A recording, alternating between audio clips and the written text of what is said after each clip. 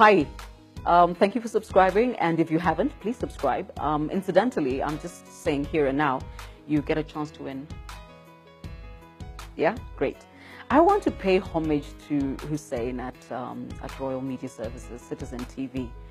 I have watched him take on awkward interviews, fantastic interviews, and I've watched him literally mentally become exhausted from doing combat with Mike Sonko. And Hussein, you're awesome.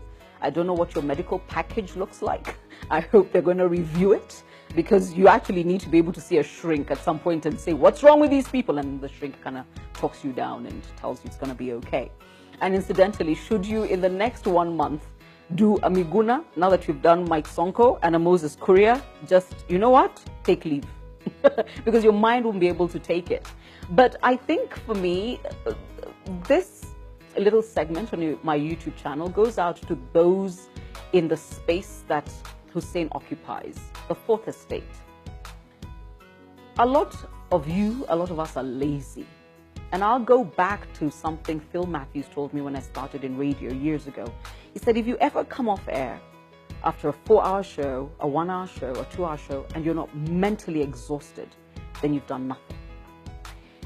And it became true over time, because if you're doing your job right, and in my case, I don't know what television looks like, I only know radio and I know this, but if you're doing your job right and you're engaged from 6 in the morning and 10 until 10 in the morning, which was my case, and you are selling M-Pesa and then Nakumat and then Kasuku, and then after that a Samsung mobile phone, and then after that I don't know which mall has opened. So literally consistently building on the material on something we've been talking about for 6 days already and making it new.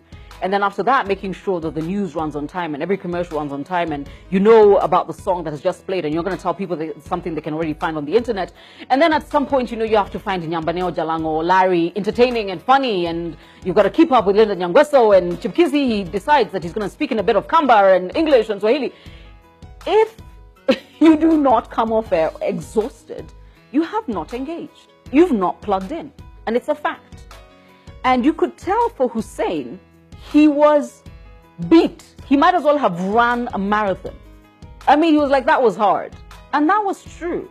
But that shows you that he engages. He got in, and like the Matrix, he plugged everything in. He plugged his toes in, his fingers in, his mind, his heart, his lungs, everything plugged into this thing.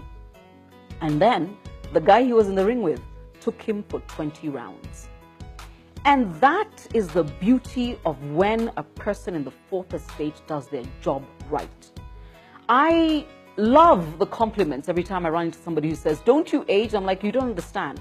I don't wake up at 4 anymore. And I don't spend 4 hours mentally, completely consumed by every damn thing, including the phone calls that come through. And the phone calls is not just play me a song, I want to win, can I say hi to Jalango? It's also the random guy who goes, what are you wearing today?